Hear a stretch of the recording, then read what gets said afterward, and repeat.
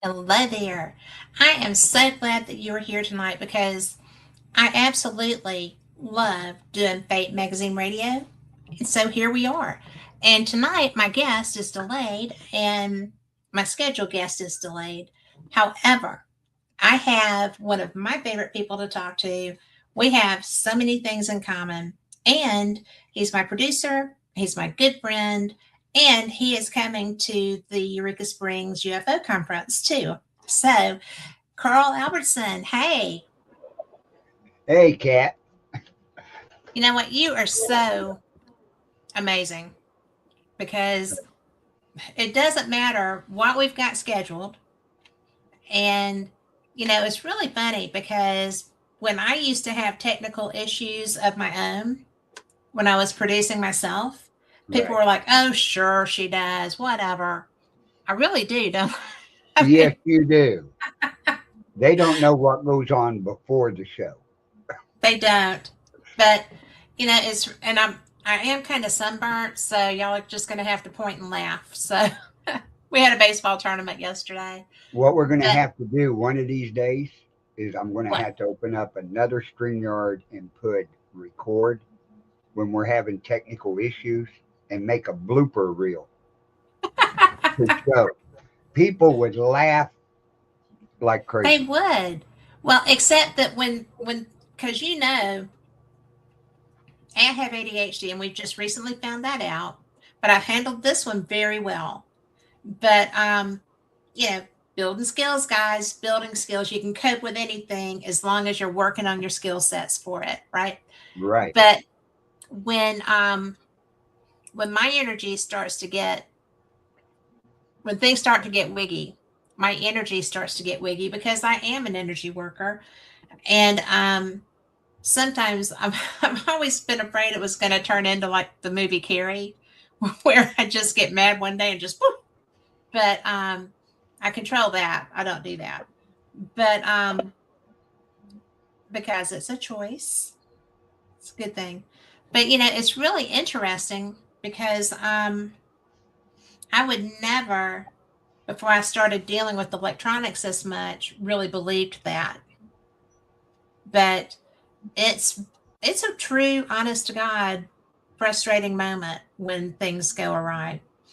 And Yeah. you just sit back there and you're like, yep, happening again.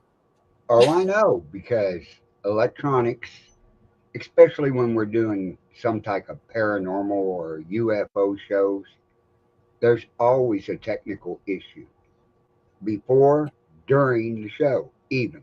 Yes. We have seen it happen so many times. Well, and it happens. I mean, it's not just this show. I mean, it's every show that deals in this realm. And, you know, Boris Crawford, who's supposed to be here tonight, and I'm still hoping he's going to make it. I don't know what's going on. But I hope that, because y'all will love him. He is ever since I've been going, he's been the MC at the Ozark Mountain UFO Conference. He's so good with people. And he first saw a craft land when he was 10. And so he's been fascinated by the topic. And he was actually involved in MUFON. He was a state director. And he's written some really good papers too. So he's a great guest. He's a great person. So it'll be fun. But it doesn't matter if it's an ET show or a ghost show because you and I had one of the most bizarre paranormal experiences in a conversation that I've ever had. And I mean, even with recorders going and everything happening, it wasn't as this was probably the most interesting. And it Yeah. was after the show when we were doing the research on what we were given, it was all true. It all Yeah. matched.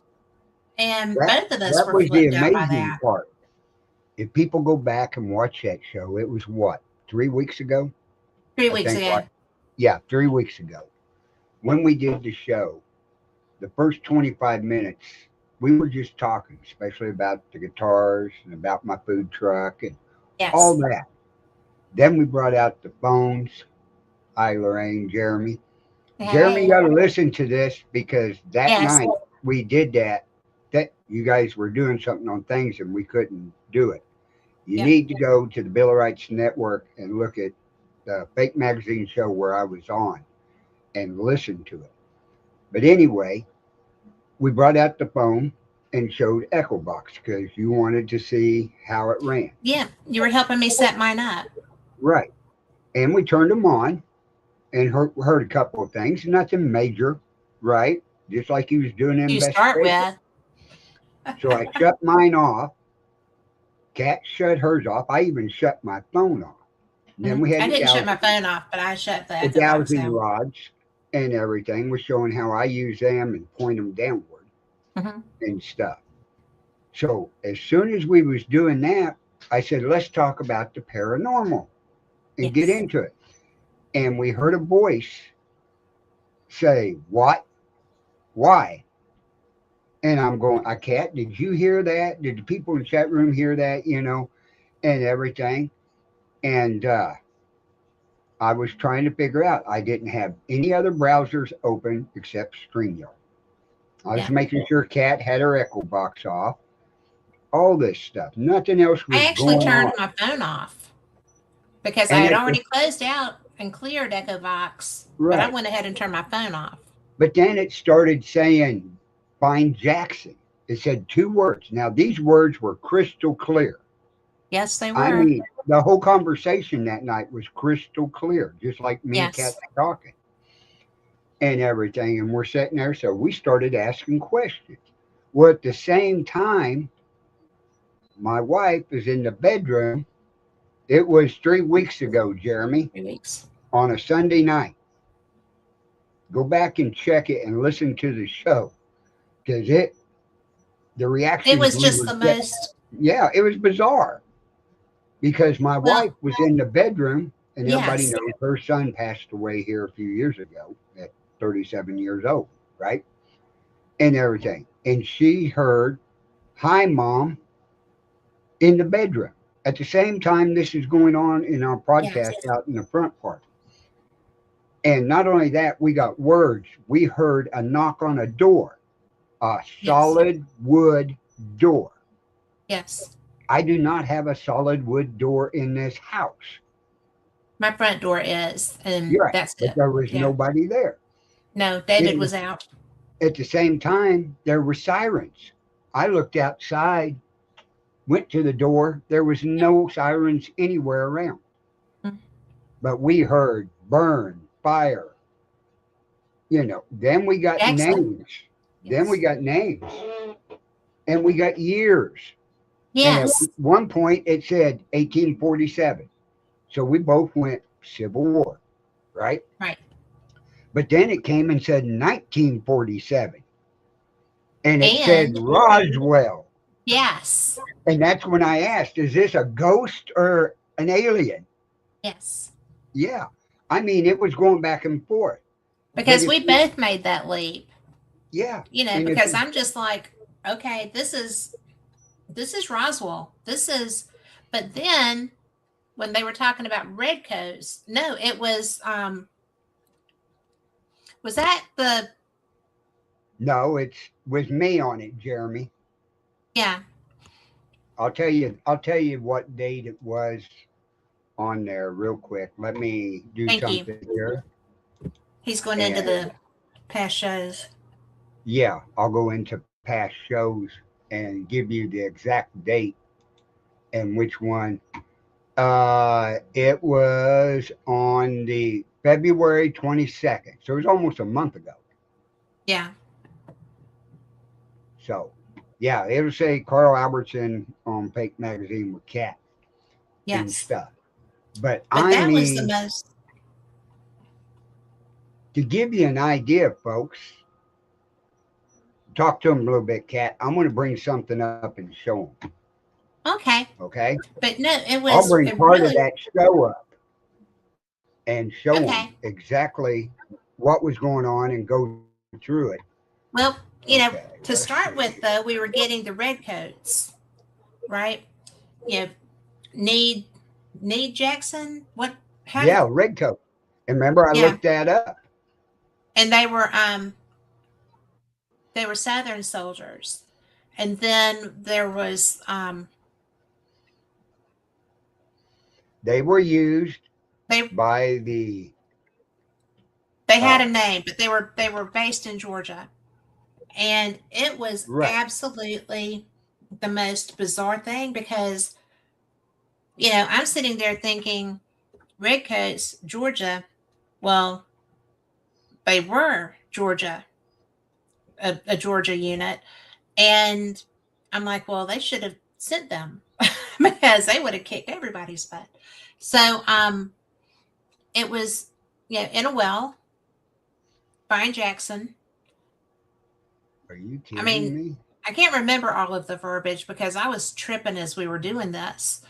And Carl's memory is much better than mine with that. But it was just the most bizarre string of circumstances. So we're looking online as we're doing the show, and we find the redcoats. Then we find William. What was his last name? Do you remember? William Smith. Yes. We found him in Roswell, Georgia. And as we're going through and we're fact checking and information checking, then it was just all the way through. Everything was checking out. And meanwhile, Tammy's getting knocks in the bedroom. So she comes out. Then there's knocks at the door because you got knocks at your door, right? Wasn't it wasn't Right. it knocking on your front door? Yeah. And then EMS sirens. And then I mean, and we found, you know, people that matched everything that was being said. And that does not happen very often. I mean, that doesn't happen very often when you're on site in a location Right. getting Oh, information. Did you find it?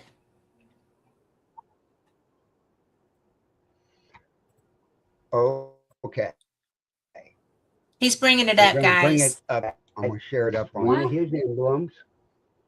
Right. Yeah, Jeremy, I know. I And have glasses somewhere. You're going to have to read to me. I will. And I'll show you. Now, here's one we're talking signed by Katie Stafford. Deal Oh, that was made. Well, let's get into where, okay, this, I mean, and they then did. They said your name. I'll get my phone on because you don't use EchoBox 3. I've never seen you befuddled. Andy's muted. I've never seen you so That's all befuddled. right. Tammy just came in. She was back in the back part of the house and heard a woman's voice. It wasn't you. Oh my goodness, how are y'all doing that?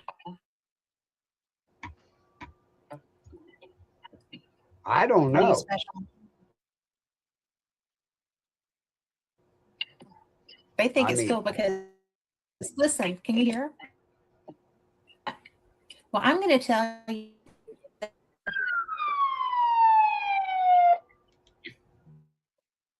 there was a siren. Okay. Yep.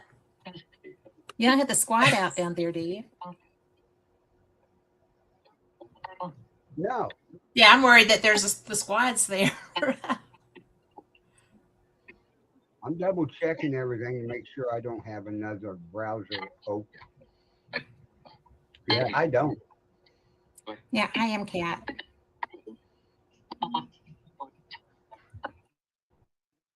George. See, there it is. Talking Georgia. I'm setting this down on my computer because Okay. I'll put it on the other side so it'll point toward my mic. Jeremy's getting it downloaded to watch it So, off your yeah, is this the coolest thing ever? It's It was the different, I'll coolest put it thing that ever. way. I I've mean, had really, some strange things happen with Echo.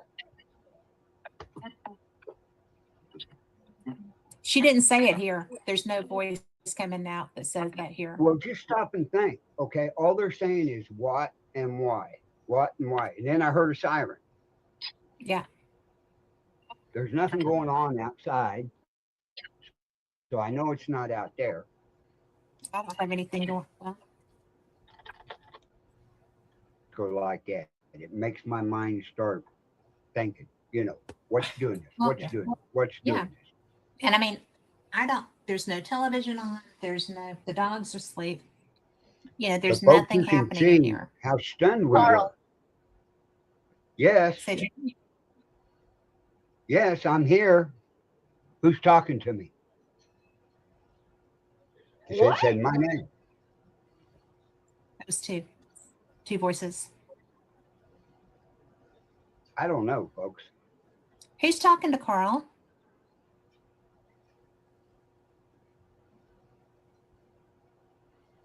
Did you talk to Tammy too?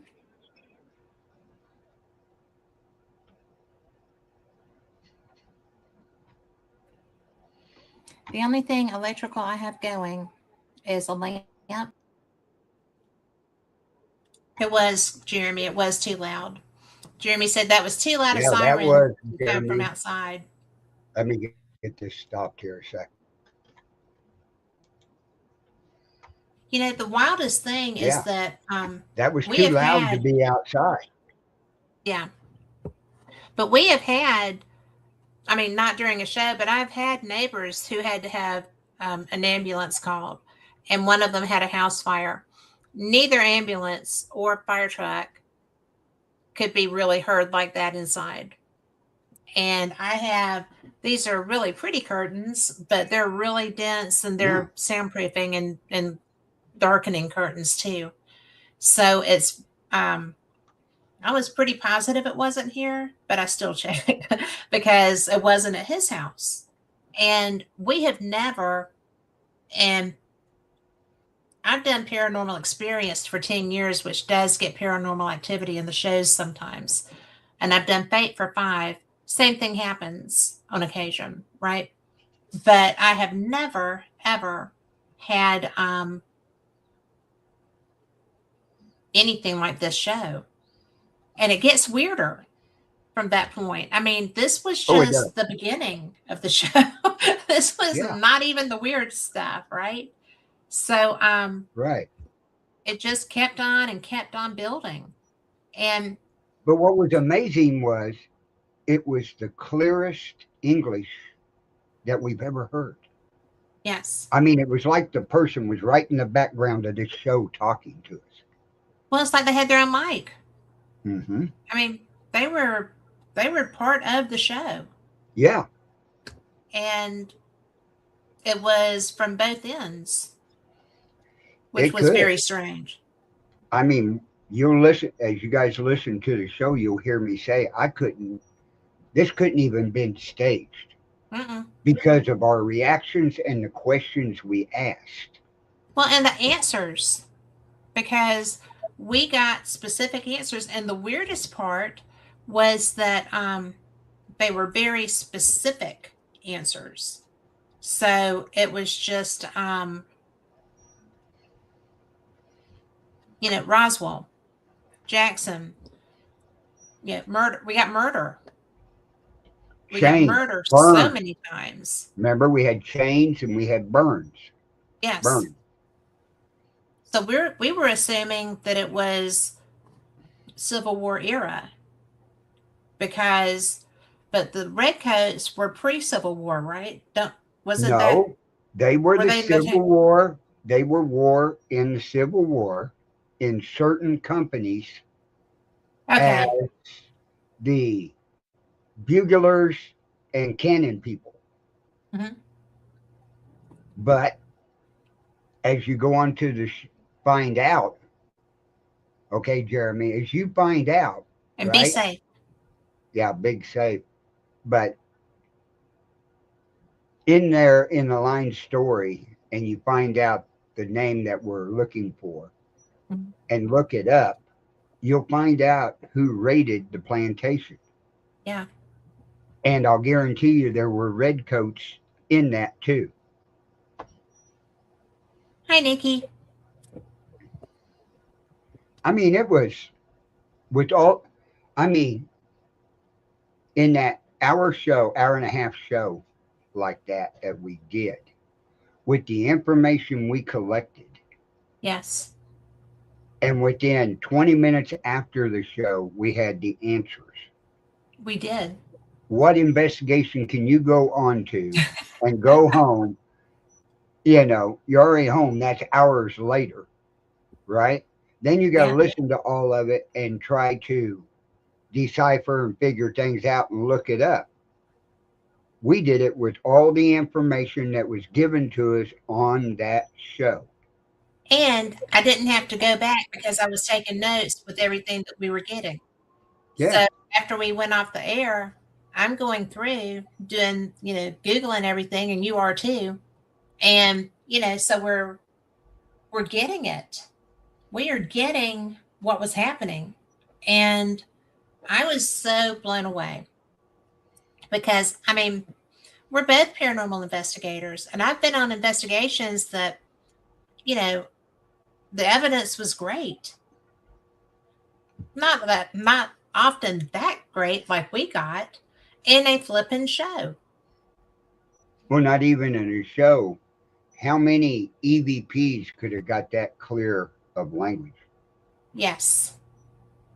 And the wildest part was that it wasn't I did not look because to see which one of our feeds it was coming through. There was a lot coming through yours, but there was a lot coming through mine too.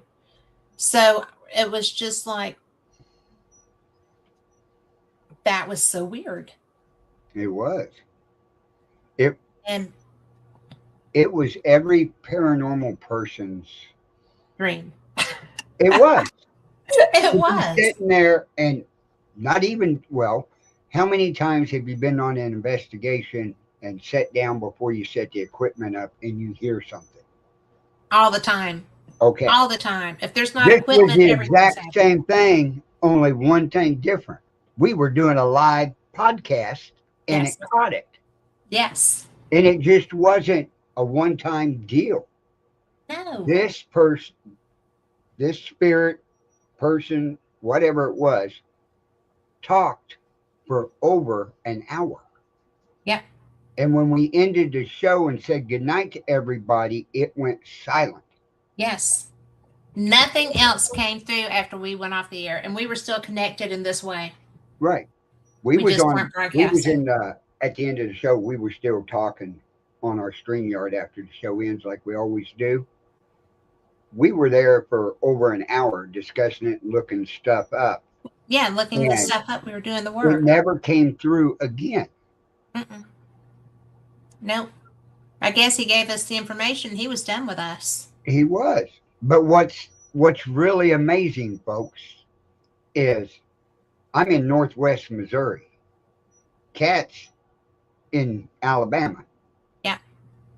So this spirit, and from what we got on it, the spirit was from Georgia. Yes. Where I used to live, actually.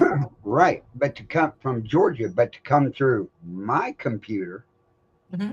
and to make the noises in the house. Yes. That's amazing. Well, and they were strong noises because I didn't hear the one in the bedroom. I heard the one in the front of the house, the knock. Mm-hmm. And that was and that got Tammy's attention too. Because she stayed in the front of the house. Yeah. I mean, I it would have too. it was, we'll put it this way. We're doing the same type of show and nothing's coming through.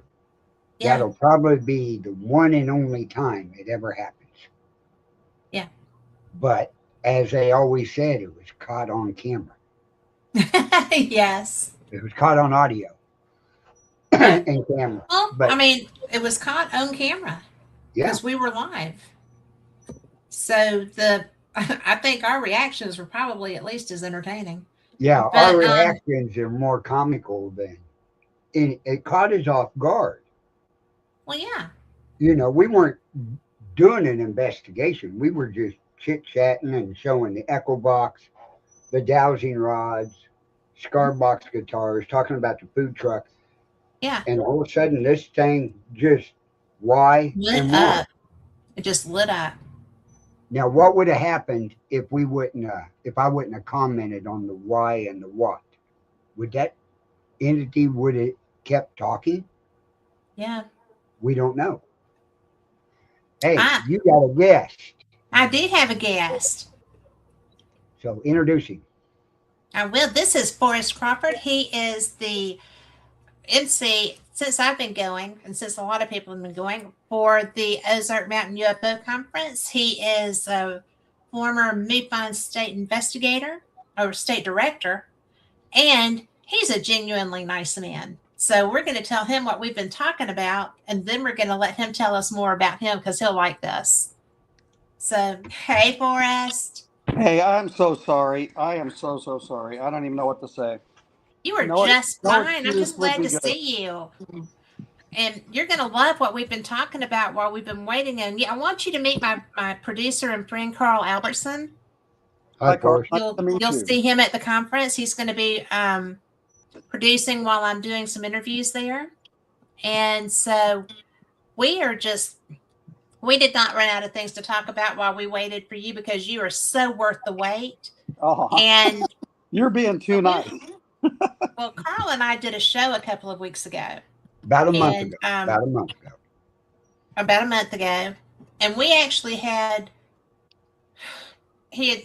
there's an app called EchoVox that you use in ghost hunting, and I have never had mine set up appropriately. So Carl was showing me how to do that, and that was just part of the show. We were showing people stuff like that, and we started getting communication, really specific, really good communication. Started with somebody knocking on There, you're back.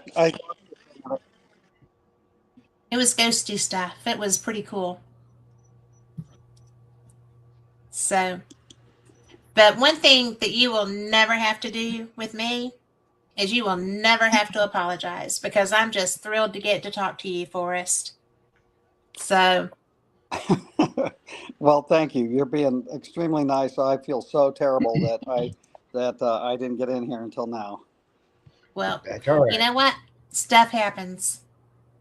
I would It's have used all a different good. word, but yes, it's the same. It's the same idea.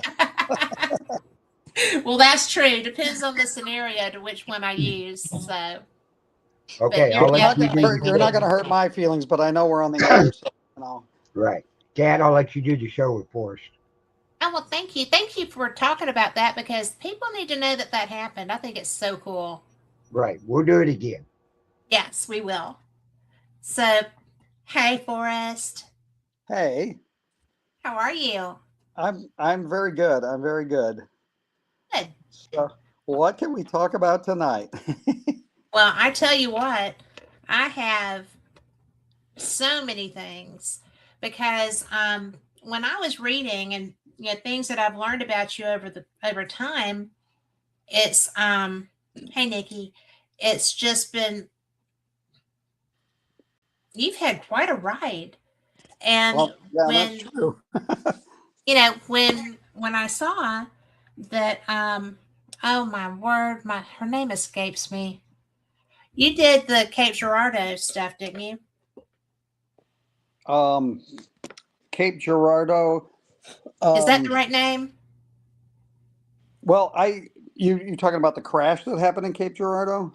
Yes, where Margaret's, isn't her name Margaret? Yeah, Margie.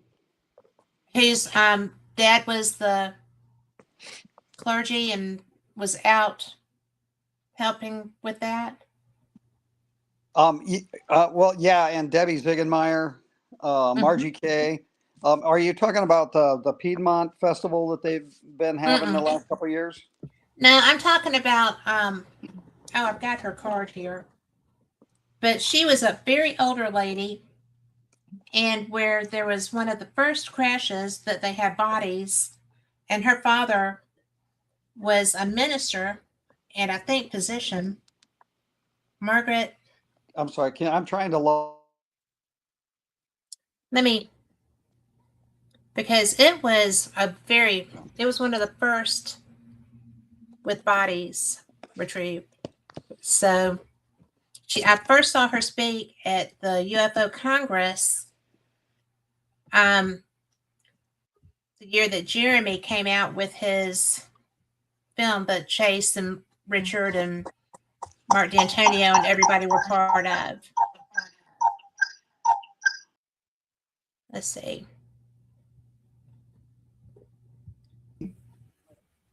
Abriel, thank you. Yes, you look great. I was switching to my laptop instead of my phone, so it would be better. Okay. So anyway, on the Cape Girardeau crash, I didn't have anything to do with investigating that crash originally. It happened a really long time ago. Well, it did happen a really long time ago, but I knew that you had interest in it. Oh, yeah. Well, sure. Live in the area, have a UFO crash that nobody wanted to talk about for years. Yes. That's pretty fascinating stuff. Well, I was so surprised because I cannot believe that I blanked on the woman's name. She's somebody I admire a lot, and it's just slipped. But at any rate, that was the first time when I was in Phoenix. That's the first time I'd ever heard of that crash. And yeah, I'm not familiar with very many that had that level of evidence. Do you? Right. I investigated a case that had to do with a different crash. It wasn't in Missouri. It was where the actual crash happened. I don't know, but the government moved the craft and the bodies and to a facility up by Minot Air Force Base in North Dakota. And the guy who was in the military, his name's Oscar. He was involved in with the security team that was called to be the security force when they opened this crashed craft. That was the case that I investigated. It was also from Missouri, but the crash was not here. So I'm not sure if you might be referring to that my probably involvement is in it. that. Yeah. That probably is it. I just got them confused in my mind. But yeah, that case it's the most extraordinary experience I've ever had as a UFO investigator, was working that particular case. It's got so much going on to unpack, and it's even more relevant now than when I first investigated it back in the 90s, just because it validates almost everything everybody's talking about these days and coming forward and disclosing. So it was a very, very interesting case. Well, it's a very interesting time that we're living in right now. I'm part of the Scientific Coalition on UAP Studies, and when I start seeing some of the research that's being done, some of the knowledge base that's coming together to try to get the information kind of unpacked and understood, and how can this happen? How does this happen? It's very much the science based. It's not really experiential, but it's still fascinating to me. It's I just love this stuff. I mean, I'm not going to lie.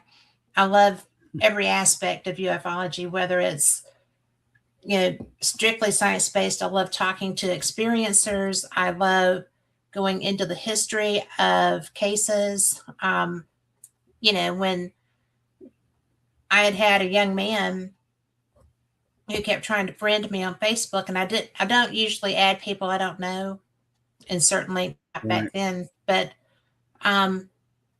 he kept messaging me, and he kept sending me pictures, and it was of him always with Stanton and Kathy, and Stanton Friedman and Kathy Martin, and I didn't know him. Well, then I got a phone call that Jacques Vallée wanted me to interview him relevant to their new book Trinity that was coming out. So I read Trinity, and I saw that young man's last name. in the book. And I'm like, oh, I'd never heard of Trinity, which was pre-Roswell. And there were actually, Jacques wrote that book with Paola, and so I was just kind of like, this is so unknown to me, but there's so many cases that seem to have that same history. Are you familiar with Len Stringfield's work? Yes. I was fortunate enough to meet him years ago and be able to spend a little bit of time with him. And he's one of those guys that, like, everybody's like, oh, there's Roswell, the Roswell crash. There's Kecksburg, maybe, there's just those few classics that everybody wants to talk about. And then Len goes, oh yeah, well, I've got really good evidence for like 35 more crashes that nobody's ever heard of, and you're like, what? He was such a fascinating guy. And it just goes to show you there's way more going on than meets the eye or that most people know about, or even folks in the UFO field, for years didn't know about a lot of these things. Yeah. So it's one of those little Pandora's box kind of thing. You take a peek in there, and then all of a sudden there's just this tremendous, wealth of things going on, just coming out all at once, all over the place. And there's so, like you said, there's so much, and people just don't even, because they do a very good job of disinformation and just plain hiding things too. But it's a little harder to get away with that at this point in history. I think it is. It is. It's the people who are coming forward and speaking with authority and confidence before Congress, on TV, the politicians, the military folks. It's unprecedented. It's nothing like this has ever happened before. And it's sort of like there's no going back now. The way I put it is, even what's happened so far, and we're not there yet with, full disclosure or whatever, you can't put this cat back in the bag. We've got to see it through. There's no other way. So that's very exciting to us UFO people. Yes. I love this. I did not anticipate this when I first, I guess, I knew about the Roosevelt group, right? The Nimitz of the Atlantic, right? That was a really big deal, but nobody really talked about it because there was still there was still operational control more so than there was with Nimitz, because that involves so much.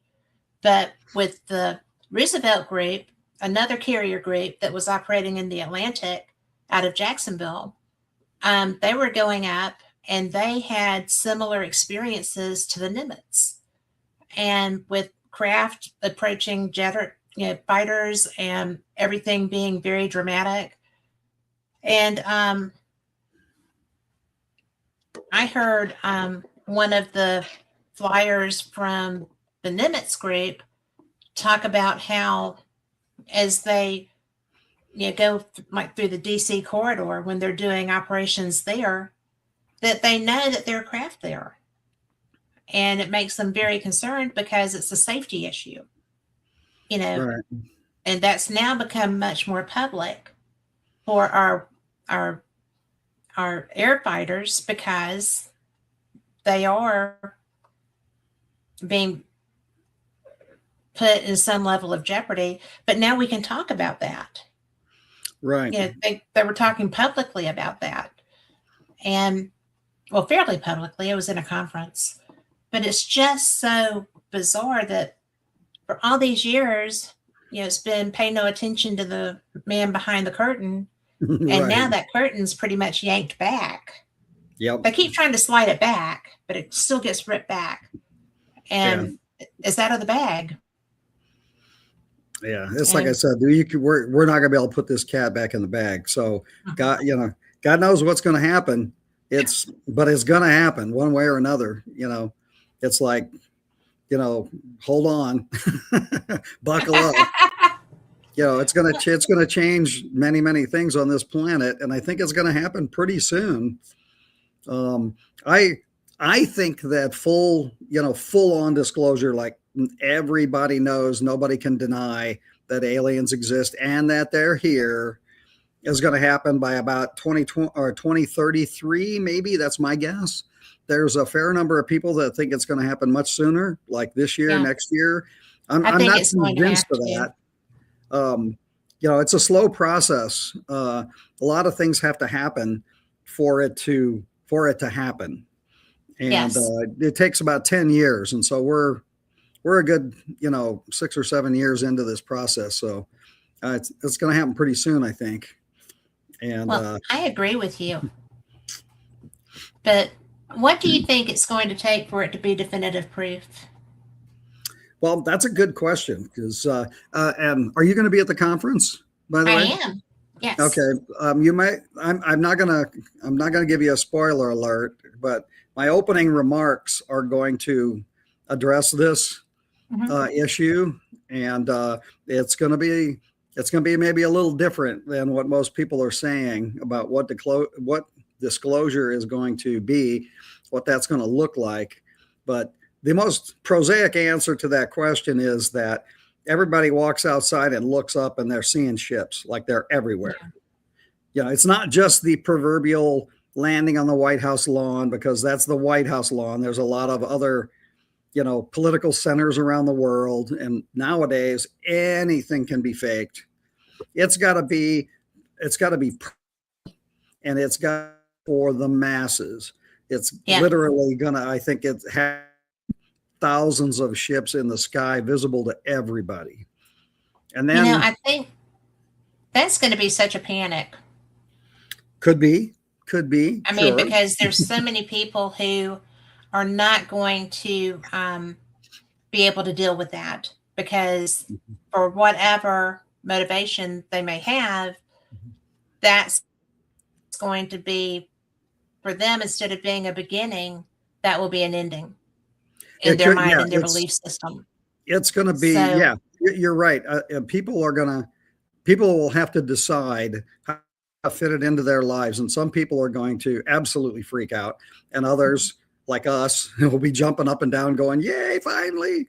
Yes. Now, I think we can make the assumption that the leaders of the world are going to try and walk into that situation. They're not just going to go, oh crap, today's the day they're all going to show up. So there might be that proverbial landing on the White House lawn or at some military base, and some official meeting between the aliens and military or political officials, of leaders of some kind, and that's televised. And that might happen a bunch of times around the planet with different leaders, but again, anything that's on television can be faked. You're going to have to walk outside and look up in the sky and go, oh my God, Forrest was right. I will be sure to say Forrest was right. I'm going to have that put on my tombstone, by the way. That's what I want put on my tombstone is, I told you so. That's what There you go. I told you. Yes. Right. But my husband will understand the inflection. Right. But the most interesting thing is that I have seen a craft. Like, I was just minding my own business, and I was just, in a hammock, chilling out. And it wasn't it was in a cloud, but it was a really weird colored cloud. And I did not know that was a thing at the time. So I was on the phone with my daughter, and I was like, don't hang up. Even if you don't hear me, don't hang up. Because I did not want to have a missing time incident, and then she would panic, and, she needed to know when it was done. And they usually seem to put you back pretty close to where you started from what I understand. Sure. Right. But it was very unusual and very unexpected. And I was just kind of like, okay. How old were you? I was about this old. but minus 20 years or so, minus Okay. 10 to 20 years. But, and it was just, I had dogs outside with me. I mean, it was just a summer afternoon when I was just laying in my hammock watching the world go by. Yeah, because I live near an airport, so I see planes go in and stuff. I love planes. But anyway, it was my color Kool-Aid. And I also lived near an air refueling wing. So I know what those look like. That wasn't that. And, it was just a very unusual experience that I didn't quite know what to do with, except just kind of clock it and go on, you know. And I've had a couple of incidents where I've tried to file a report with MUFON and their system doesn't work. And so I called Steve and said, this just happened. And he was like, well, you need to file a report. I said, I am. I'm giving it to you because your system doesn't work. So here you go. And he really regretted giving me his phone number. But All right. but somebody needed to know, and I tried to follow the appropriate procedures and they didn't work. And I didn't want to be a loony bin when I saw him at another event or something and, come up and say, well, I this happened, and didn't get the proverbial, well, why didn't you say something? Well, because it didn't work. So if you see something and you need to file a report, pick up a phone and call somebody. MUFON has phone numbers. So if their system doesn't work, you can do that. But how long were you with MUFON, and are you still? I guess I officially joined in in 1989, and then was state section director. Then I became assistant state director. And then when Tom Stoltz was the state director at the time, when he died, I took over as state director in 91. Okay. And then I was state director for Illinois until 2003, when David Marler took it over from me. Mm-hmm.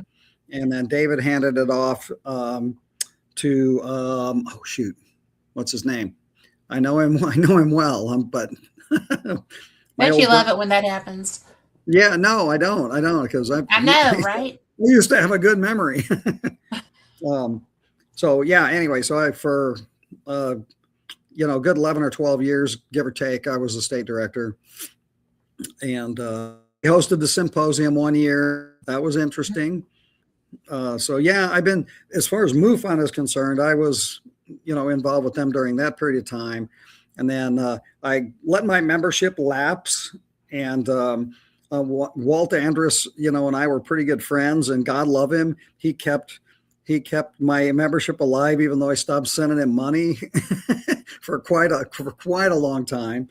Yeah. And but I'm not officially involved with that organization at this time, but MUFON is, they're the biggest civilian organization out there in the world, and they do really, really good work. And yes, they do. I was happy to contribute to the organization in a way. I was on staff for a while as the computer specialist for MUFON, and I created the database for all of the paper records in Walt Andrus's garage to be transcribed into the computer for the very, very first time, so that we could actually start mining that data for real. So I'm proud to have contributed that to the world of ufology. That's wonderful. So yeah, I'm not an IT guy, but I was good with databases back in the day. So, well, I am a playing with it gal. I am not, and that's not true. I'm pretty good with it most of the time, but probably because back when word processors were as technical as they got, I started taking classes on anything I could find to take a class on relevant to them, because my dad told me to. So it's been a fun ride with technology. So until it doesn't work. When you saw the craft in the cloud, is that what got you started in the UFO investigating? No, I I've often seen them, but that was the first time that one was in daylight that close to me, and Okay. it was just moving very slowly. And the only reason I knew that it wasn't just some sort of like a chemical cloud or something was because the it edged out of the cloud. The front I got came you. out, and so I if it had had a window, I could have seen the window, but it was. I mean, it may have been shielded, but it was all metal. And I was like, I don't want this to happen. I'm on the phone with my, telepathically. And I was like, I'm on the phone with my daughter. This is not the best time. And it just slid back into that cloud and it went across. There's a mountain on the other side of my street. And it went across the street and it just took the elevation and it didn't dissipate. It just moved. So, Interesting. Very interesting. That's a great sighting. Anytime you see something like that in the well, daytime, it's awesome. I was very surprised, but it looked like like an inverted pie pan, but it wasn't round. It was more Okay. elongated. I got So you. Mhm. it had the lip, and it looked like where there should have been a window, there could have been a window, but it was covered. Okay. So like a shield or something. But it was just really, it was surprising because the first time I saw something, I was in seventh grade, and my dad was a Special Forces Airborne Green Beret guy, and they had been out doing a jump. And so I knew what it looked like when they jumped out of planes and helicopters and whatever. And that night, there Mhm. was something in the sky when we were doing a barbecue, and it wasn't moving and it wasn't making noise. And my dad and his friends were like, "Oh, well, that's a helicopter." I was like, "No, it's not. I just watched you jump out of them. I know what a helicopter looks like." So I was seventh grade. I was a little mouthy, but it's never changed. But it was so funny because to a man, they looked at each other and they kind of grinned, and then they looked at us, the kids, and said, "It's a helicopter."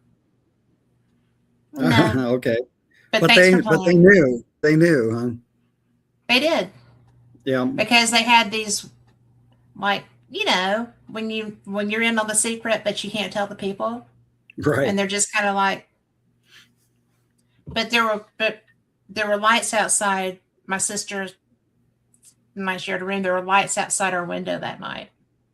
So that was So, have you ever dug into or thought about why seeing these things? about why what? Like why you're seeing these things? Um, Sorry, that might be I a think personal question. it's not, Okay. but I think it's because I'm not somebody that's going to freak out about it because there has to be something smarter than us, right? We are Well, not always the sharpest tool in the I shed. hope so. I I hope know, so. right? But I don't feel like it's something that I mean, I grew up with a kid that was a Star Trek freak, right? And then I married one, and I kind of am one too. But I don't see any reason to just assume that we're the only game in town. And I never have because where where's the fun in that? Why would you know, I'm a creationist, and why would you make all this stuff and only have one playground? Well, If you yeah, could do especially that, as more and more we look out there with better and better tools and realizing that there's millions of planets out there that are probably like Earth. yes. It just doesn't even make sense that we're the only one. No, it doesn't.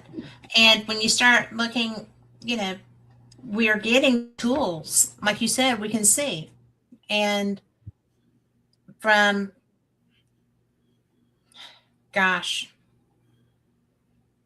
I guess that I was a fan of NASA from the first launches that they were doing, and that they were televising. And hopefully we're going to be at the Artemis launches some. And, David's already very fired up about, he already got me my Artemis shirt and all this other stuff. Oh, so nice. he's like, oh yeah, you fired got up. to have swag. You got to have swag. Yeah. He's all about swag. I'm just like, just get me there. But, he was disappointed because we couldn't get in the primary seating for the launch for the first one. And I'm like, you can see it from all over. I don't care if we're sitting like, I just want to see it. And, because my stepdad was the craft that burned. My stepfather was on comms, and he just had turned his console over because the brass were taking over for the launch. And so he did not have the earphones on during that. But there was enough of it that and that's always stayed with me. Is that the Apollo mission that burned and killed Gus Grissom? All of them, yeah. There were 3. Yeah. But that doesn't leave you. And no. And he was not a very good person after that, but he was still trying to cope with a lot of that trauma. And different people deal with trauma in different ways, and his weren't very healthy. But it is what it is. So, but yeah, I would have tripped out over that too. I mean, really. Oh, sure. Well, I was. I'm at that age now where, and I have young kids. I have 15-year-old twins. Even though, yes, I'm too old for that. Yeah.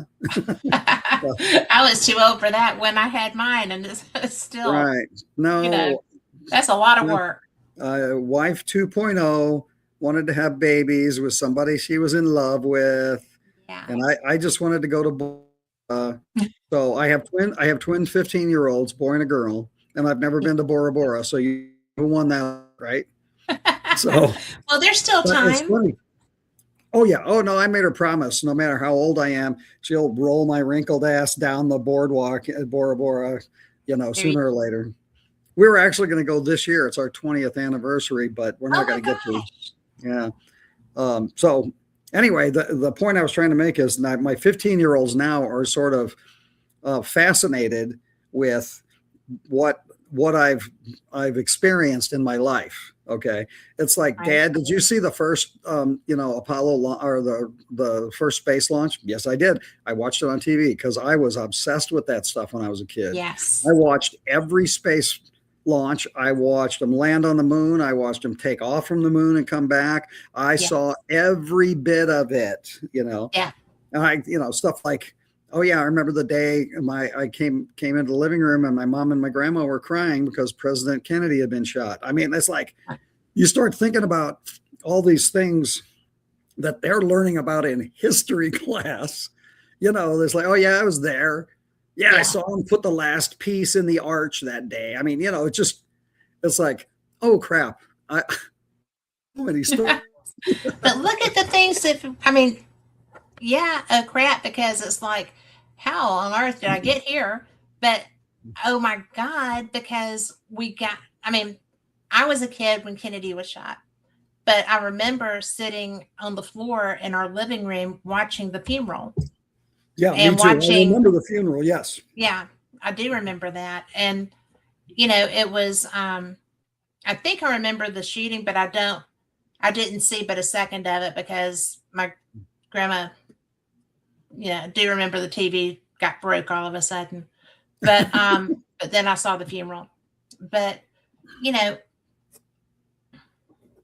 when I was 7, around in that period, the boy next door to my other grandmother was a Star Trek freak, right? Oh, so he had the Apollo capsule out in the yard. We went to the moon and back every day. And yeah. So you made things out of cardboard boxes, right? He actually had a capsule. Oh, cool. The jet capsule. Okay. So we had a real capsule. I remember as a kid, we would get a washing machine box and we would make little handles and knobs and I always built time machines. That's That's what so kind of a cool. nerd I was whenever I was a kid. Yes. Yeah, absolutely. So I have some interesting things I can share with you about Star Trek if you're interested. Can I tell you one real quick, and then I want to hear all of yours? Sure, absolutely. That boy with the Apollo capsule Mhm. told me, all I want to do, I want to work somehow with Star Trek. I want to be involved with Star Trek. And I was like, cool, you do that. And I saw him one time when we were grown ups, and that was it. So I was talking to my daughter who wanted to be an actress and nothing was working out the way she wanted it to. And I was like, and I knew that when I saw him that one time, I knew that he was writing for Star Trek, right? But I told her, I said, you have to stay with this, because let me tell you, this boy that I knew, Lee Shack, and he was like such a trekker, and he was just about everything. Mhm. And all he wanted to do was work with Star Trek.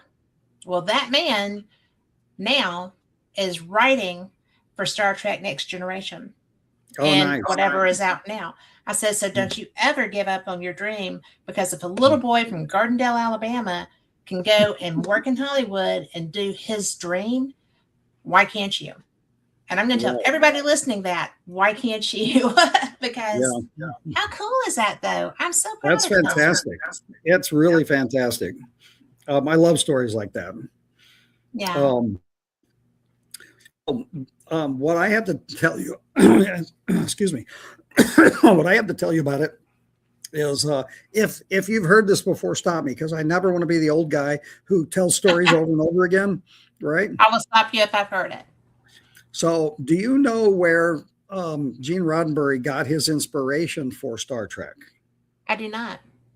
All right, you can look this book up. It might be a little hard to find these days, but you can find it out there. It's called The Only Planet of Choice. Okay.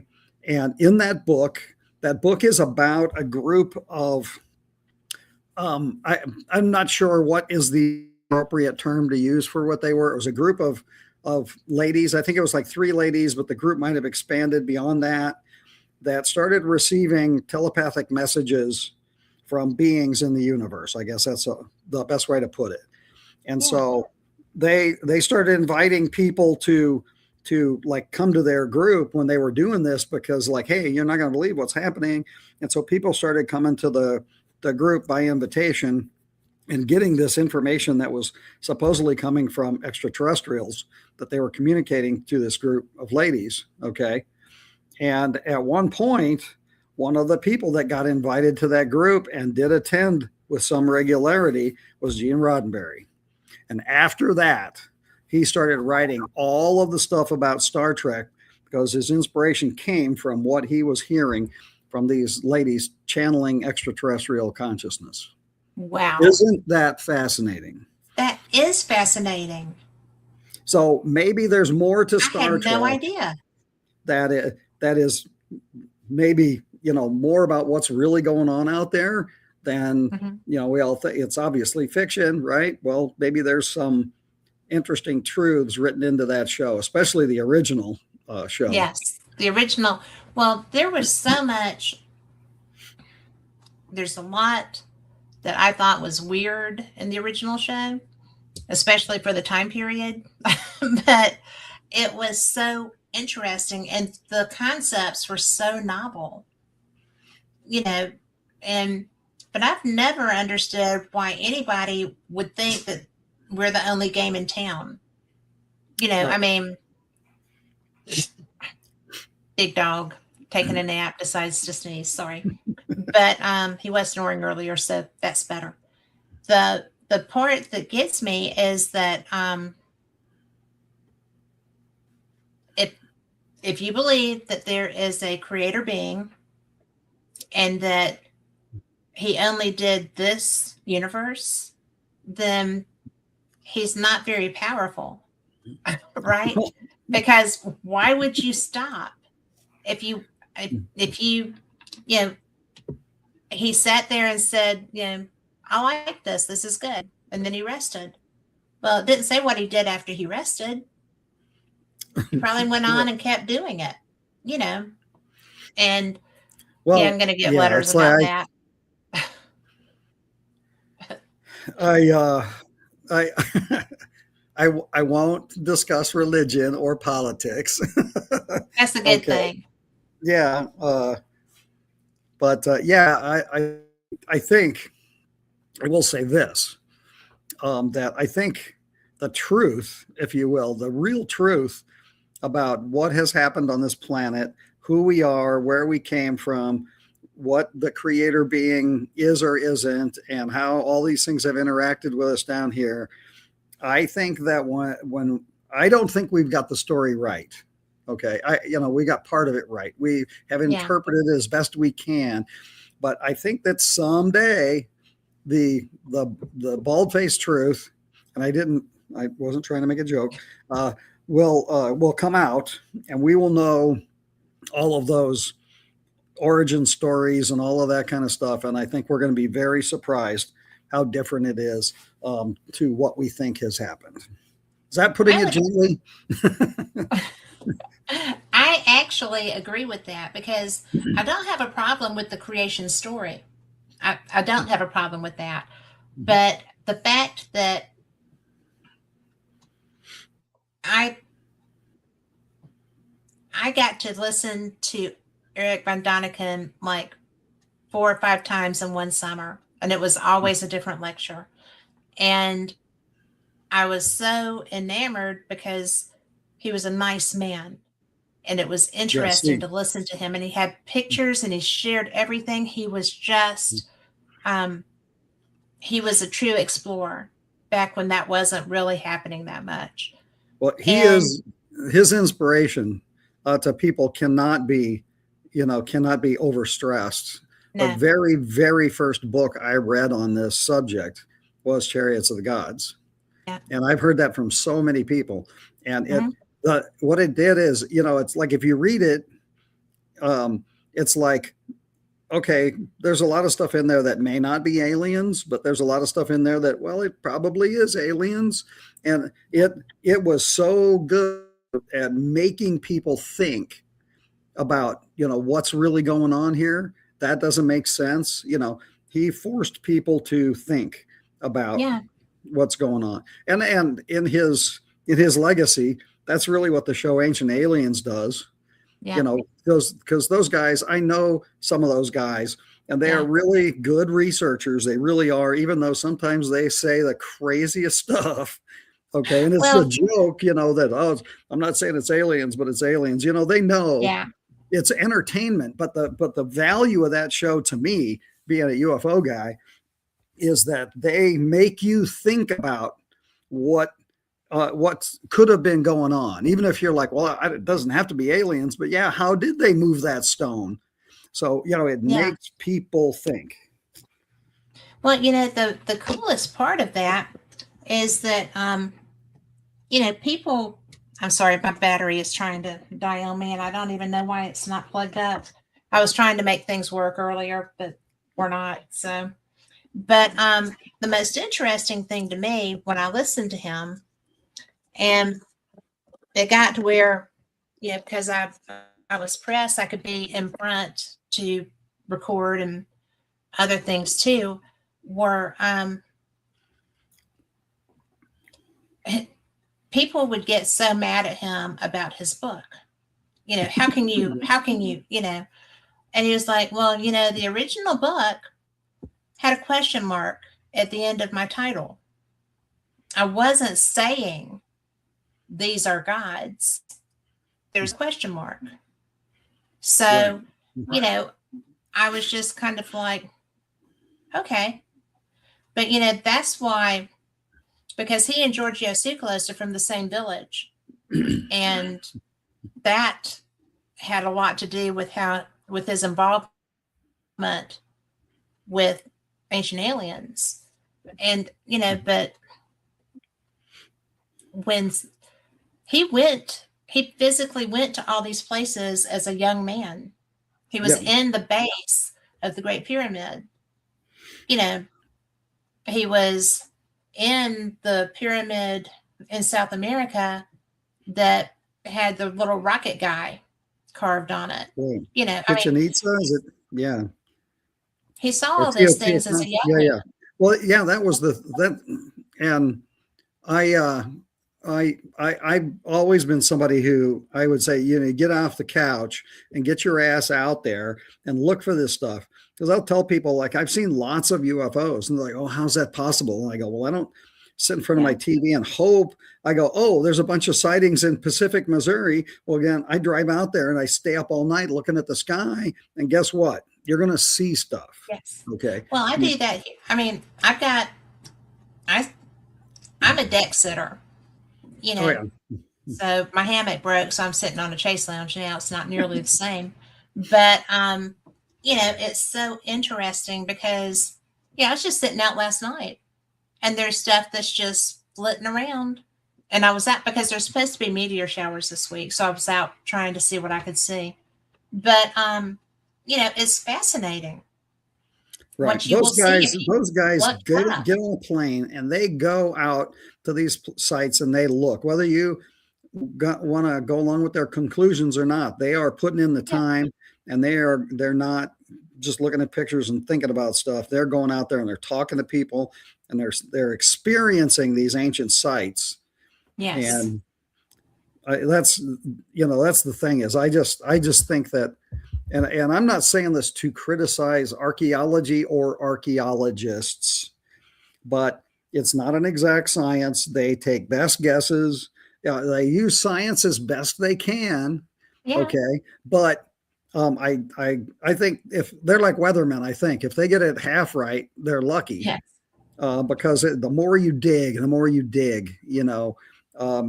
you find out, like, oh, this doesn't make sense. It doesn't fit. And so now how do you explain it?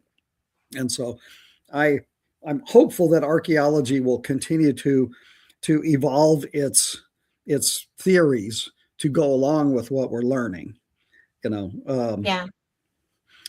So, Well, I don't expect them to go, yeah, it's aliens, but sooner or later, some of this stuff is in fact aliens. And that's the thing, though, is like, do we want to know, does humanity want to know that alien races might have been interacting with ancient civilizations on this planet thousands of years ago and helping their technology and their knowledge, or using them as slaves, or whatever the purpose was? Do we want to get our minds around that being a truth? And a lot of people are, no, that's too weird. A lot of other people are, oh, that makes perfect sense. Right. Okay. So some of us are, like I say, we're not going to be surprised when the truth comes out. It's going to be so cool. I mean,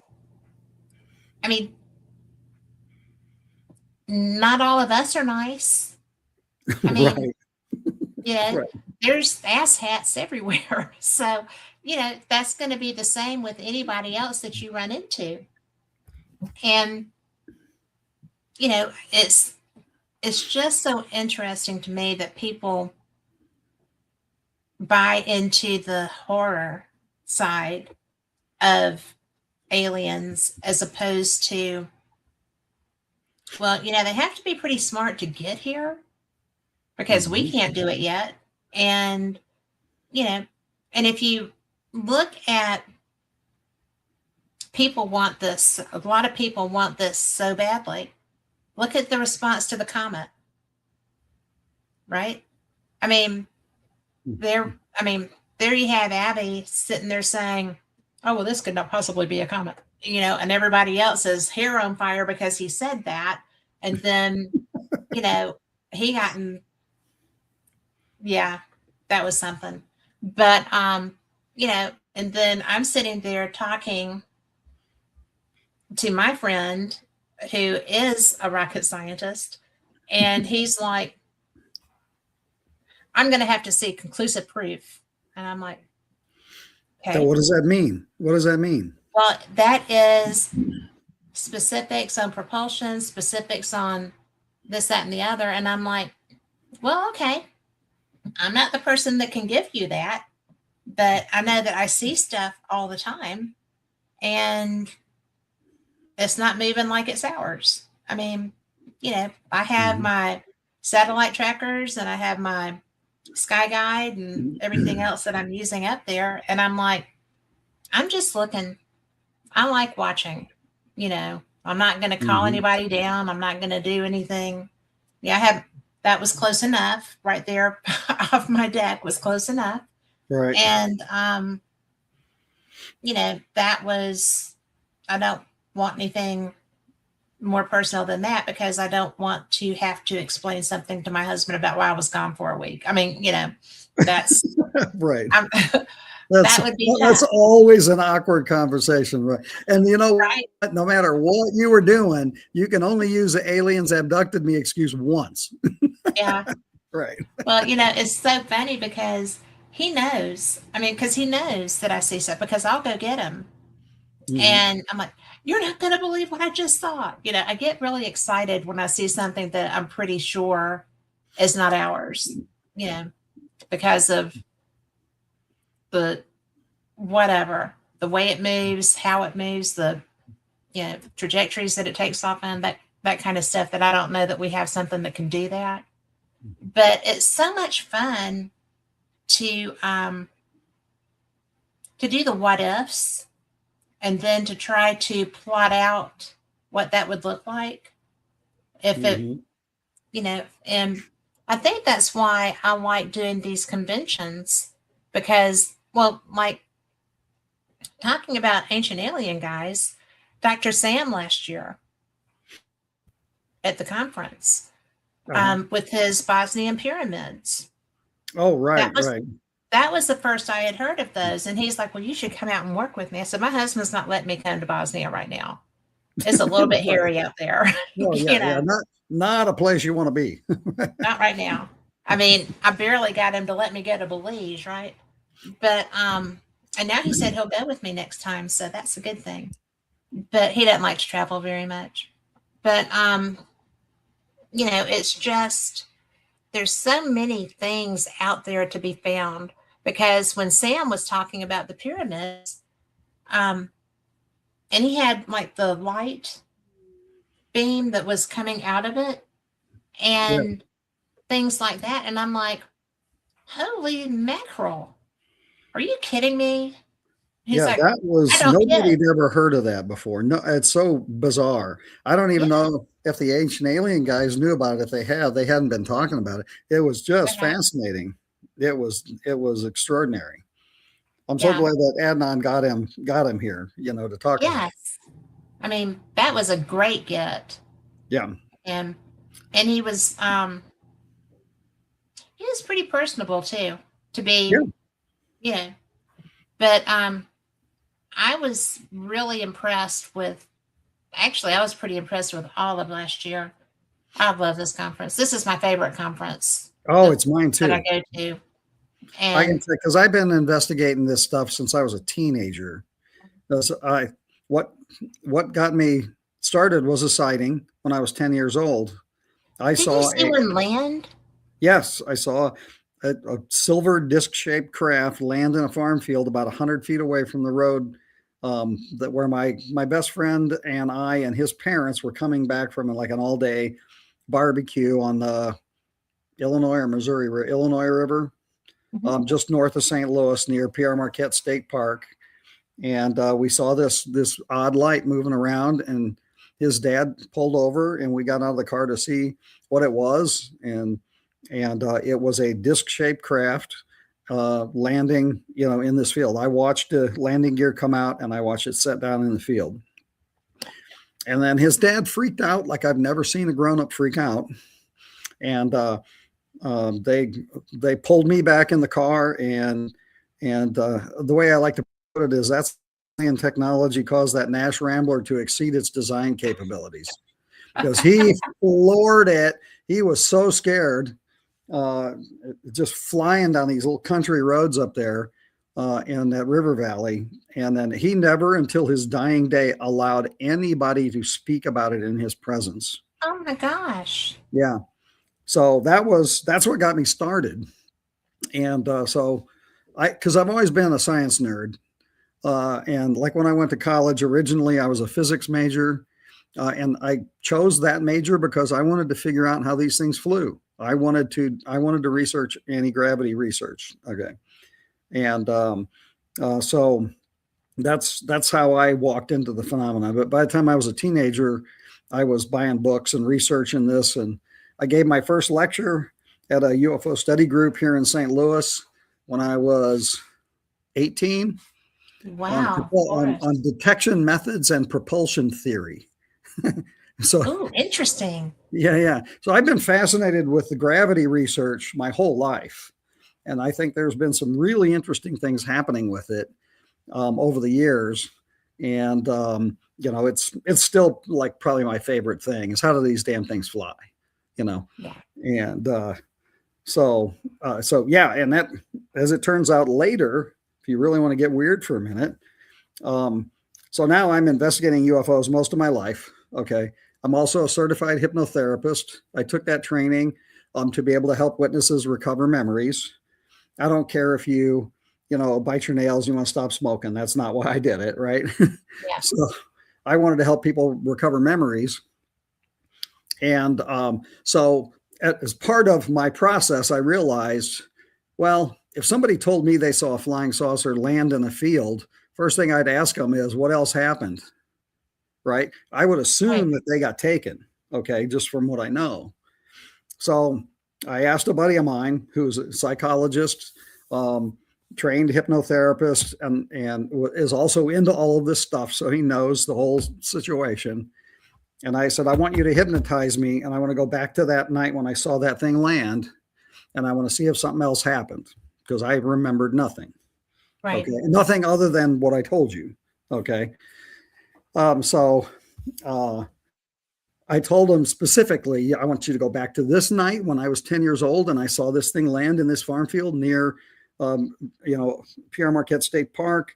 Hardin, Illinois is another town that was right across the river. I gave him all these details. I said, go right to that. That's what I want to know. Okay. So he didn't have to worry about leading the witness because I told him exactly what I wanted. And then he hypnotized me and he said, go back to that time when you were a kid and remember what you need to remember. Right. I was like, right. Well, I came out of hypnosis. I wanted to slap him, right? Because he did it right. Okay. But it's not what I wanted him to do. Right. But what happened was I went into what's called a full reliving regression of something that happened earlier that day in the middle of the day in this farm field next to where my best friend's uncle's clubhouse was, where we were having this picnic. Okay. And by the way, this is probably the first time I've talked about this publicly ever. Well, thank you for that. Where me and my friend are standing there in this farm field and we had some bottles out there and we're shooting our BB guns at them. And my friend goes, well, I'm going to go get a soda or a hot dog. I'll be back. And so he ran down the hill to near the river where the barbecue was going on. And I said, I'm going to stay here and keep shooting. And so I stayed in the farm field. And then all of a sudden, I look up in the sky and I see this craft and I am instantly paralyzed. So it's like, I can't completely act it out on camera this way, but it's like I went completely stiff, my arms straight, my head flew back like this. And I was just looking up into the sky and I couldn't move anything but my eyes. Okay. This triangular shaped craft flew overhead, maybe 100 feet in the air, and went over and came down and landed in the farm field, maybe about 75 or 100 feet away from me. Okay. And as soon as shortly after it landed, I'm still paralyzed. I can see it over there. These two disc-shaped craft, they flew overhead like this real quick and stopped. And the triangular shaped craft lifted off of the ground and went pew and just took off like in a flash. One of the saucers went pew after it. And the other saucer came over and landed in the farm field close to where that triangular shaped craft had landed. And it opened up and these two beings walked out of the opening on the craft. And but as soon as the triangular shaped craft left, I was no longer paralyzed. Everything was okay. And the two beings walked out of that craft were completely human in appearance, wearing tight fitting jumpsuit kind of thing, and they were very familiar to me. Okay. Like I knew who they were. Okay. And I had gone through a lifetime from age 10 until I want to say that hypnosis session happened in like 1997, 98. I'd gone that whole time with no memory whatsoever of that experience, Wow. even with all of the things that I know about UFOs never triggered that memory. Because, there's people that have just seen Whitley Strieber's cover of his book and it just triggered Yes. these memories. So I'm very familiar with all of that. I had no trigger of that memory. And I was in a full reliving regression under hypnosis. It was happening again. I could feel everything and smell and see it. It was just like it was happening again whenever I was under hypnosis. Wow. So yeah, wow. It's like I came out of that. And actually, you usually don't come out of hypnosis. Like they count you out, Right. I You popped out? I popped out and just sat straight up in the bed. And I was just like, oh my God, what the heck just happened? Right. So So yeah, you were aware. What? I was You were aware. aware through your hypnosis. Yeah. Yeah. So yeah, I've Wow. had some weird stuff go on, but that's how so cool though. it was. Yeah, it was because it was, and to add to the story, later that day was when I saw the thing land in the field. Well, and I remember when I can remember that like it happened yesterday. I remember I wasn't afraid. I wanted to go sit on the little hill right there and watch it and see what happened. And my friends were just freaked out, like my friend's dad, Yeah. And well, the reason I wasn't afraid was that was the same one of those craft that came down in the middle of the day. It's like I You knew already who they knew. were. Yeah, I already knew. So that landing wasn't for me. It was for them. So now I've got people that can corroborate that story for the rest of my life. Wow. And they did. They did. I ran into my friend Jim years later after my mom had died. He came to the funeral, hadn't seen him in years. And he walked right up to me and he sat down. First thing he said was, "Sorry to hear about your mom. Thanks." Remember that thing we saw when we were 10 years old that landed in that farm field? And I was like, it was the first thing out of his mouth. So I was like, Wow. yeah, I kind of remember it. It kind of changed my life, right? A little bit. A little bit, yeah. Holy smoly. Yeah. Well, So, and that's one of many weird things that I've seen other craft. I've had other weird things, but you talk about like, well, I didn't want to be abducted. This was different than that kind of thing. Yeah. So, well, yeah, do you there's a wish lot that it that would I'm happen? saying. What's that? Do you wish it would happen again? You mean the friendly craft come down and visit? It doesn't have to. I know it doesn't have to. Like then it had to happen because it was part of me remembering things. Okay. Yes. And so, but it doesn't have to happen now because I know if they come down now, I'd like, sure, come down and get me. Let's get out of here.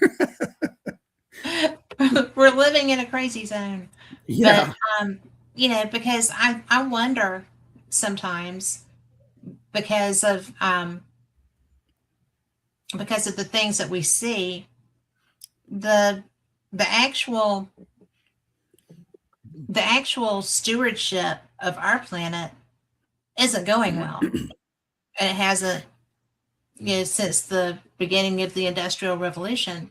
But, I wonder sometimes if that's why maybe there's so much activity at times. It seems to fluctuate. For you? Yeah. Well, yeah. Mm-hmm. And so it just makes me wonder if there's not something relevant to me, it seems more like physical science kind of things, not necessarily behavioral things, but I don't know. I don't know what their priority would be. Well, I think that it's way more complicated than we can imagine, really. I mean, just from my own research, there's way more than one type of alien or entity Yes. or group down here, like way more. I mean, Yeah. the number I couldn't even forward a guess. Just my research, I would say is like 18 or 20. That's just for the small number of people that I've worked with over the years. You Right. get people like, Bud Hopkins and David Jacobs and some of these guys that have worked with 10,000 people, you know, you hear numbers like, well over 100 different civilizations down here. Mm-hmm. Some of them are tourists.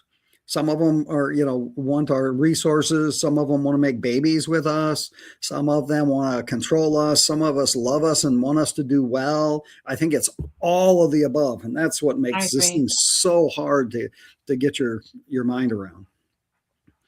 Well, it is. And, it's, but we have that many different types of personalities here. Yep. Yeah. And different people want all of those different things. Mm-hmm. We're not lockstep as humans. We don't even necessarily all have the same values. So We don't. I'm an eternal optimist. I can tell you that. And that doesn't mean I always. through. What's that? It kind of shines through in your personality. Thank this you. is our first time to have a conversation like this, but I've been around you and I observe people because I like that. And you're very positive and you've got a really good energy. So, thank you. well, I truly believe, and I don't use the word belief that often because I'm a scientist at heart. Okay. I want proof also. So when you say belief, that means, you're taking some truth without any proof. Okay, whatever. Okay. I'm not going to argue that point. It's just, I feel, I'm convinced, my intuition tells me, how's that? That works. that everything's going to be okay. I think it's going to end up better. And part of what's happening now, I think, is that the only way that we're going to change how we behave with all these socio-political issues that are coming up now in the world, they have to be pushed to the surface and shoved into our faces in the most horrible way, so that we as a society, as a humanity, will look at these things and go, no, that's really horrible and we don't want to do that anymore. Yeah. And I think we're going to come out the other end of all of this crap in a much better place than we ever have been on this planet before. I would agree with that. And right now, there's a bunch of people out there going, oh, now I know he's crazy. No, because, no. Nothing is easy because we're humans and we all have our own opinions and we all know what those are. So, it's just one of the things that we are not mellow beings. We are not mellow beings. And it's just that you just have to have faith, confidence, whatever, that this isn't the best that we are. There's evolution of all kinds. There's physical evolution, there's spiritual evolution, there's psychological evolution, there's maturity evolution. And we're kind of in the middle of growing pains of all of that. So, we didn't die from adolescence. I think we'll be okay here. So, adolescence probably should have taken some of us out, and it actually, sure did. But it's, it's not easy being human because you want to be right and you want to have everything your way, and we're very egotistical beings, and and that's how we're made. Very few people, there's maybe two people I wouldn't say lived by their ego, and they would tell you that they did. So, it's fun to watch that because I it is funny because they're people I know personally, and I think that they are, little Gandhis walking around, and they're like, oh, nope. So at least they can be honest. So I think that I think you're right. I think we may have to go through some severe growing pains. Yes, I'm no argument there for sure. Horrible growing pains. Overall, I think that there is a plan in motion here, and that the light, the good, whatever you want to say, is going to prevail, and we are going to end up much better people than we were 20 years ago, 100 years ago, 10 minutes ago, for that matter. Well, I don't know. Yeah, like a year ago. Yeah. Well, it's just a matter of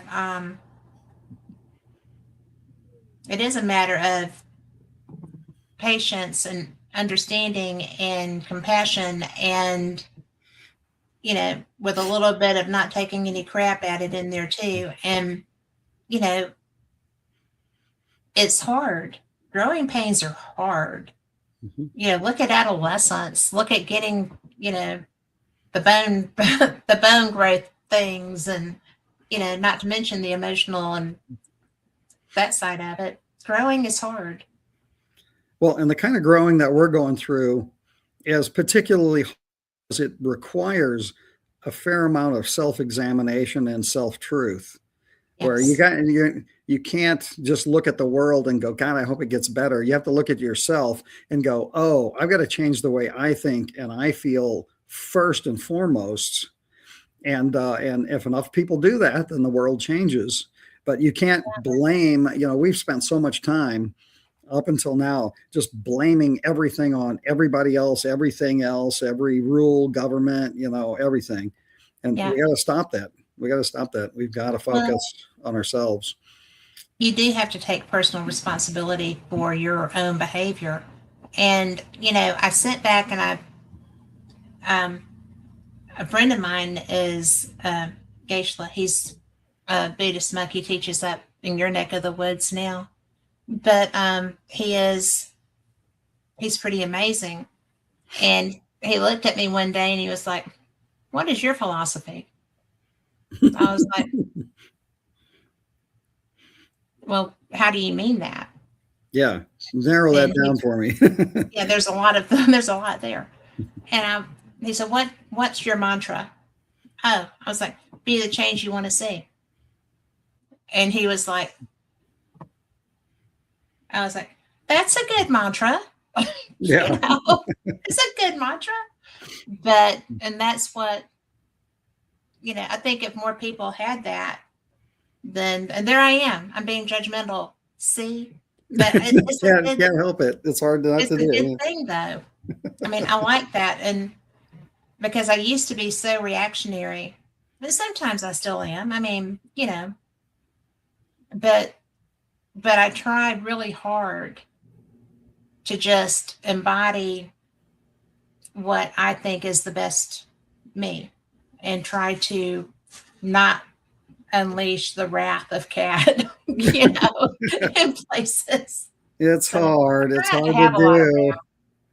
Yeah, it's hard to do that every day, all day long. It's really hard. Yeah, it is. But I think that that's what's going to, that's my personal thing. Other people have their things that they do and believe. But if you live by what matters to you, then I think you can affect change in different scenarios. Yeah. Or you can certainly affect your reaction to things. Right.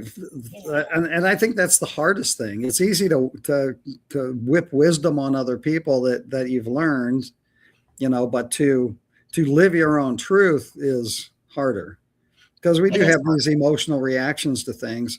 And if we, we're willing to pause and go, oh, I wish I wouldn't have reacted that way or felt that way, and just kind of self-examine a little bit. Then we get Or better said over that. time. Yeah. Or said that. Yeah. Yeah, I'm a often blurter.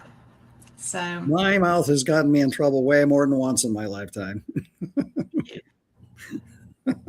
but I will, and somebody got on to me for this one time. I do say when I'm wrong. I will say, oh, I just really screwed that up. I'm so sorry. Let's see what we can do to make this better.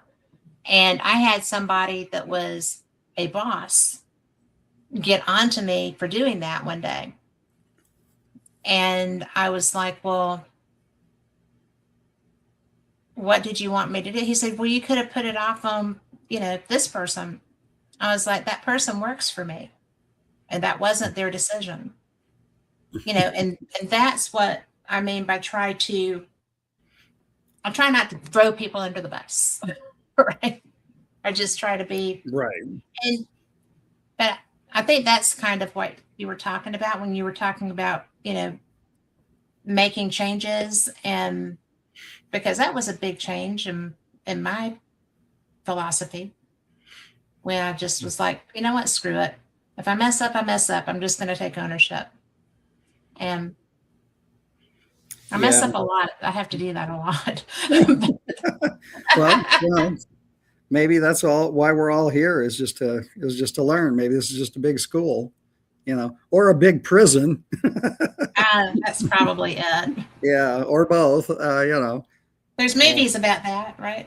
Yeah. Yeah. Oh, we could talk about that for about another 2 hours. Just that idea.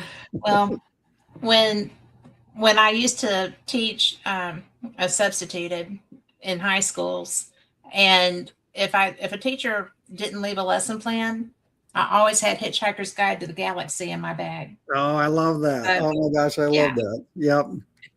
And for years, there's hundreds of kids through this area that have never seen the end of Hitchhiker's Guide to the Galaxy. I love the book, and I love the movie. Yes. Yeah. The book is excellent. Yeah. The book is not as good. I mean, the movie is not as good as the book, but I enjoyed them both.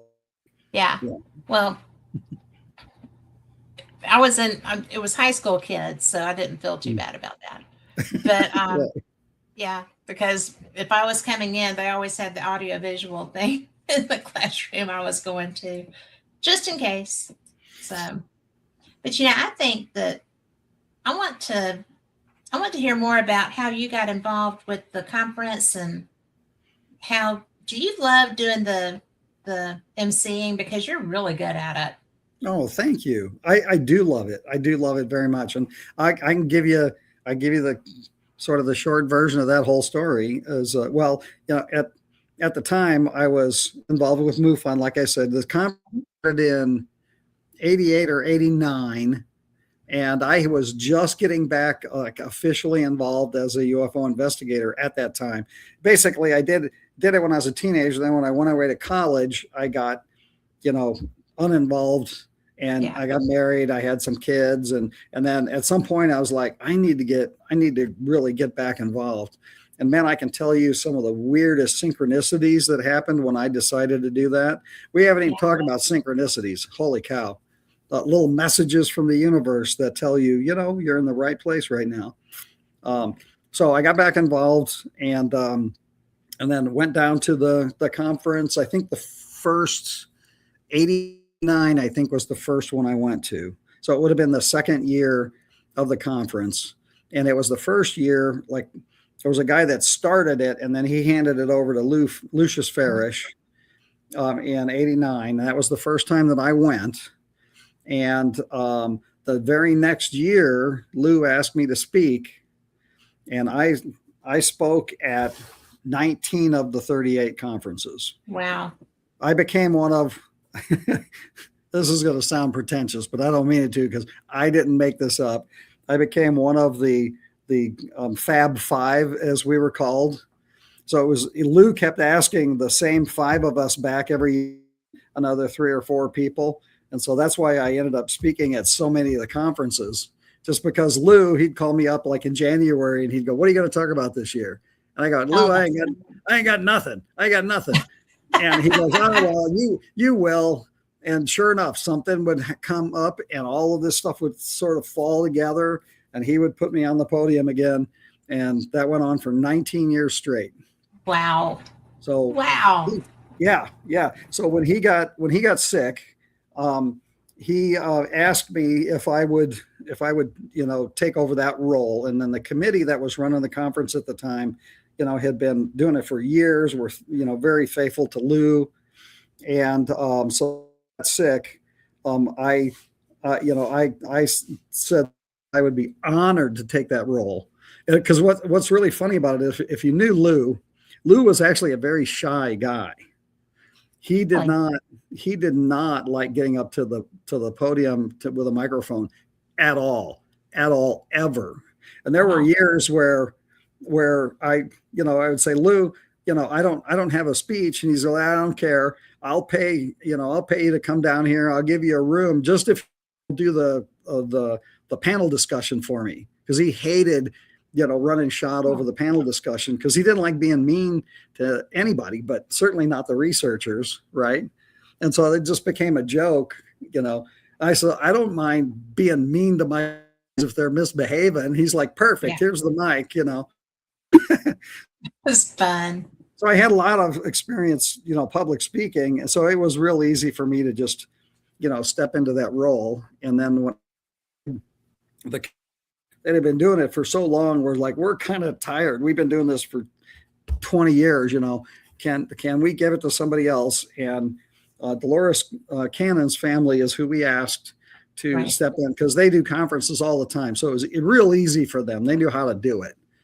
Yes. And so they took over the reign of the conference and then ultimately asked me to stay on as the MC, and I've been doing it ever since. So I love it. I'm glad you do. Yeah. I'm glad you do. Thank you. So I think you do a great honor to do it for Lou, for the conference itself, but I totally love it. So well, it shows, because you can tell when somebody's having fun and they're, doing something they like to do and they're interested in what they're going to be, showing you, they're bringing people up. And you do that really well. Oh, thank you so much. And this is our first time to actually even have a real conversation.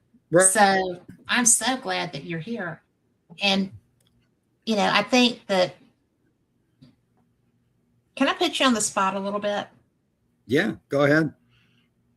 You have seen so many people come through this conference. Mm-hmm. This is my favorite conference to go to, and I've been to a lot of big ones and stuff, but this one's my favorite because of the proximity to the talent, as it were. I've the first year I came, my friend Chase was there speaking, and she used to be the host of Fate Magazine Radio. Okay. And we met at a ghost hunt in Birmingham at Sloss Furnace when she was doing a live broadcast from there. So that was a lot of fun. I didn't know that's the show she was doing, but we became friends and I got to see her, present there. And so, and that's the first place I got to meet Stanton Friedman, who was a phone and guest friend of mine. Mm-hmm. And we got to actually meet there. Who has been probably your most cool moment person that you've gotten to bring to the public? You mean to introduce as an MC? Mm-hmm. Or just who have you? Yeah, pretty much. Who's been your aha moment at Ozark? Oh, wow. That's hard because I've met them all, to even think back of like, oh my gosh, I couldn't, if you held a gun to my head, I could not go through and tell you everybody that's spoken. I just, don't have that kind of memory, but, but they're all so special too. Yeah. There's a few that stick out. Okay. But I've met so many wonderful people. Yeah. that. Well, I mean, we're not going to be dissing anybody. I just was curious as to Right, who was right. kind of your, oh, hey, you know. Well, one of my favorite people for forever has been Linda Moulton Howe. I Okay. like her too. Her and I became very good friends over the years, and we would always sneak off and have the coolest conversations. Because, in case you don't know this, and maybe if in your audience don't know this, the real research happens after the speaker comes off the podium, and you go back to somebody's room, and you talk about the stuff that you don't want to talk about in public. Maybe you share tidbits, and a lot of research gets knitted together after the conference over a beer, with people sharing these little tidbits that pull a lot of things together. And so I've always loved that aspect of the conference. And Linda and I have spent a lot of hours like that. Yeah. And one of the other people that I really, really enjoyed and we kind of had an instant friendship bond when him and I met at a conference we were both speaking at in Pensacola, was Jim Mars. Oh gosh, yes. Jim Mars was awesome. Him and I, we just clicked, and we had so much fun together. And some of it was pretty indignant fun, but he was just an awesome guy. He was an awesome guy. Yeah. And the other person that God rest his soul, I miss this guy so much, is Dr. John Mack. Yes. Dr. I never got to meet him. And that is a regret. Yeah, he and I also ended up having sort of a special bond, and I'm very proud to have had him befriend me. And if we were at the same conference, we would just go off in a corner, and it was one of those, like, he said to me, like, I like the way you think. Let's go talk about stuff. And I was like, oh my God, are you kidding me?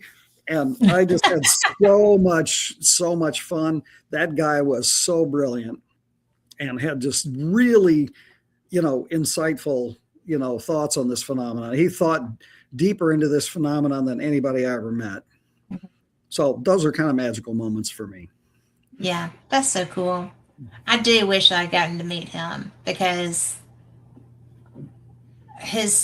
I just would have loved it. I'd like to have been a fly on the wall in some of his conversations. I mean, he was just the most fascinating guy. He really was just a brilliant man. Yeah. So. Well, I appreciate you being here so much, and I have had so much fun talking with you. Thank you. Thank you for your time. Can I say one more favorite person? One more favorite Please, person? do. And we're going to get to see her this year, is Debbie Cobble. I love her. Oh my God, yes. I love Debbie. Oh yeah, she's going to be there. Nicest women. Oh man, she and I are really good friends, and I'm so excited she's coming back. I am too. Yeah, she's fantastic. I got to meet her in Phoenix, and it was such a crazy conference. We were bending spoons and stuff, and we didn't know we could do that. So that was so much fun. So now people hide their spoons when we go somewhere. But so it wasn't just us; it was a whole slew of people. But I agree with you. That is one of my favorite people, and that's one of my big draws too. I'm excited to see her again. Well, maybe because I did this with her once. And Gene Robinson was another experiencer, friend of ours also, that was around years ago.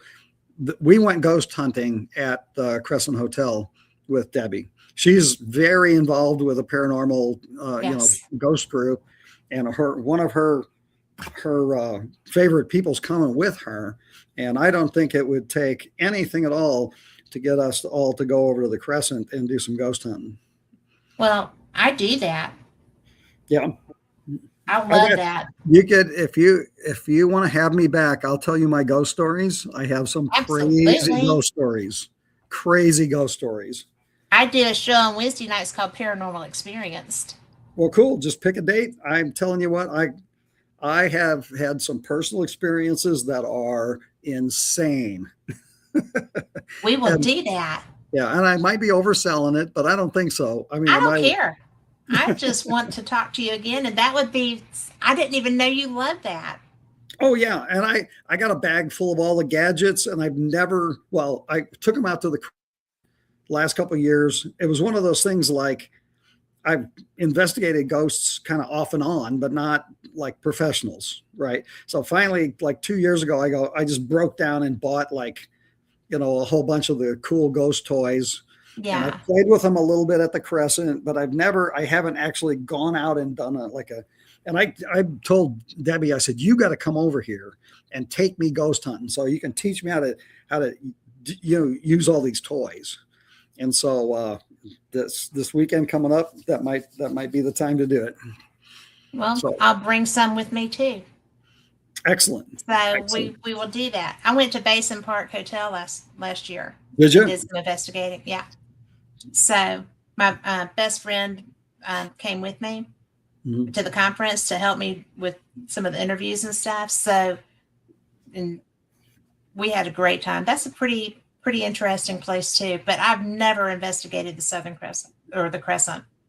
Well, I have a few like sort of minor stories from there. Me and a couple of my buddies that always come down every year. We went there. We went through the ghost tour. We had a couple of weird things happen. I've got all kinds of orb pictures, from when we were walking around there shooting pictures. But I'll tell you those stories another time as well. I mean, they're interesting. It's like, oh, something weird happened to you there. But that would be so much fun. Yeah. Well, it's a date. We need to do it. Yes, it is. Yeah. All right. Well, thank you so much for being here. For everybody listening, thank y'all for being here. And, y'all are the reason we do these shows. We appreciate every bit of your support. So we are going to go. I will see you in Eureka Springs in a couple of weeks. Definitely. With some of my ghosty gear. And I'll bring mine too. And I know will get Debbie's some bringing dates hers. I'll get some dates for Paranormal Experience for you to pick from. Okay, excellent. I would love it. All right. And everyone, thanks again. Namaste and good night. Thank you so much.